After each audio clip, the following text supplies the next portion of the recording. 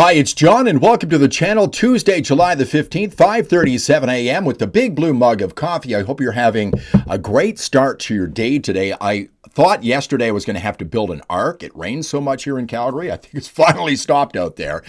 If you're a subscriber to this channel, thank you so much. I appreciate it. If you haven't subscribed, please click on subscribe, and thank you so much. So today, I'm going someplace where no one else is going.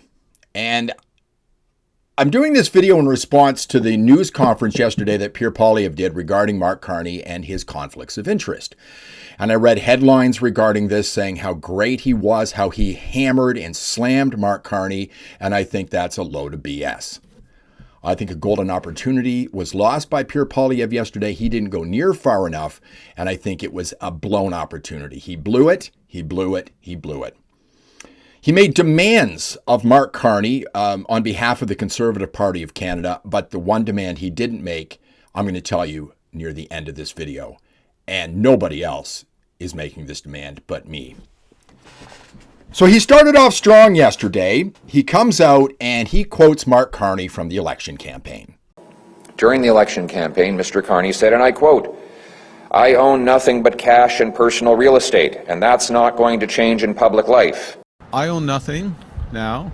I came into public life at a time of crisis. I put my hand up because of the crisis, because of what's represented by that bridge, what's represented by the threats to these good men and women of Unifor and their colleagues across southwestern Ontario and across Canada. I came in. What I've done is put all my affairs in order, well in advance. I own nothing but cash and personal real estate. I own nothing now. I came into public life at a time of crisis. Oh my God. Crisis, the rallying cry of the tyrant, James Madison.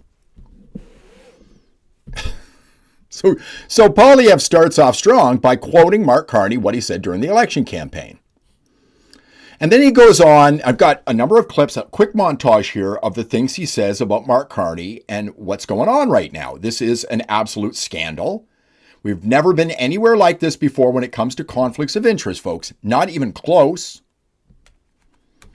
But he goes on to say a number of things about Mark Carney using different phrases. I'm going to come back and tell you what he should have said.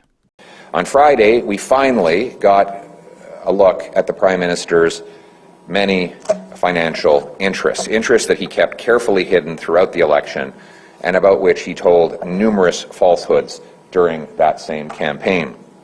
These are what the revelations tell us. One, that Mr. Carney was not upfront or honest with Canadians during the election. He made numerous false statements he would have known were false when he made them. So it was patently and now provably false for him to say he owned nothing but cash and real estate. So when he said that he had no connection to Brookfield, he was stating a patent falsehood. I'm going to get to what Pierre Poilievre should have demanded of Mark Carney yesterday in just a moment. It's what I want, and it's a humzinger, folks.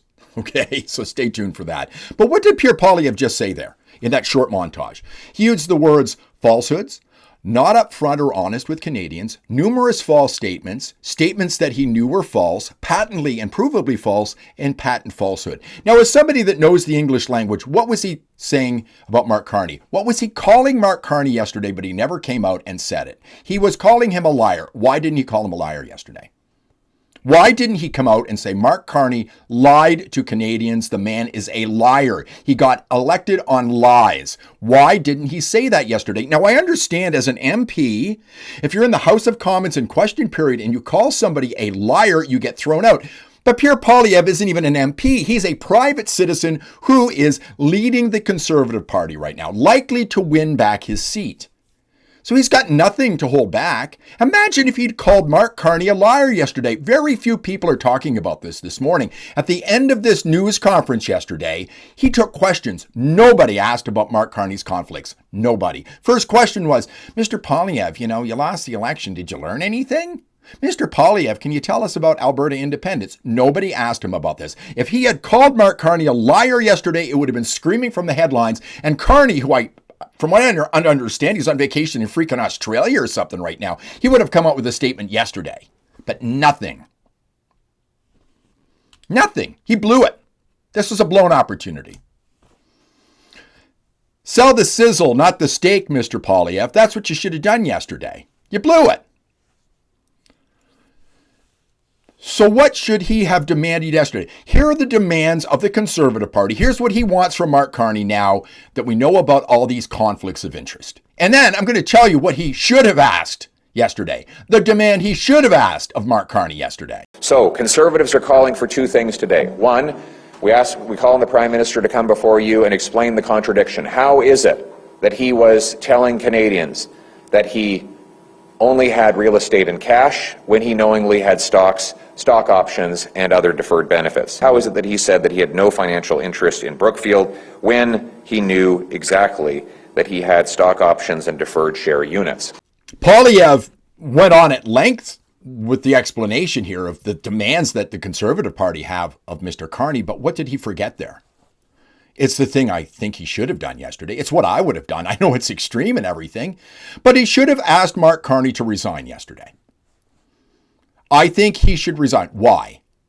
He alluded to it yesterday, but here's what he had to say about Mark Carney if he had conflicts of interest. This is during the election campaign.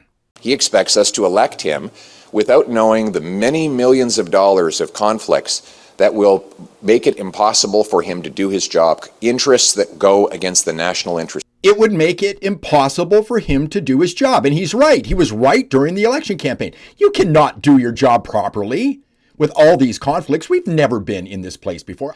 Now, Poilievre did allude to this yesterday. This is what he had to say.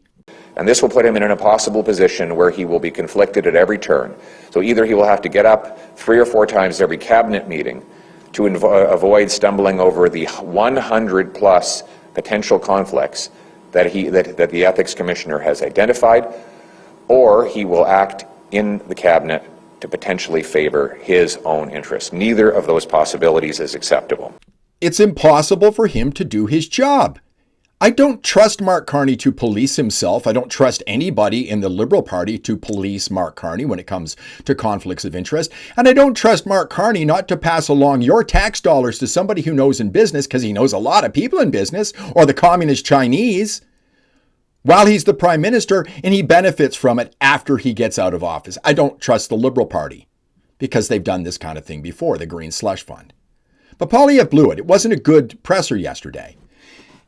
Just imagine if he'd have called him a liar yesterday. Imagine if he'd have called on him to resign yesterday. Something would have come of this. But what's going to come of this from the people who vote for Mark Carney? Nothing. They're too far gone. It was in my video yesterday. They're too far gone. He can do no wrong. They're online right now hammering Pierre Poilievre for what he said yesterday. They just don't get it. They just don't get it, and they don't care. That's how far gone the country is. Here's another plug for Alberta independence. Tell me what you think. Should he have asked Mark Carney to resign yesterday, and should he have called him a bold-faced liar? I'd love to hear what you have to say in the comments. Thanks for watching this video. I do appreciate it. If you liked it, give it a thumbs up. Subscribe to the channel. Please subscribe. Ring the bell for notifications, and I'll see you in the next one.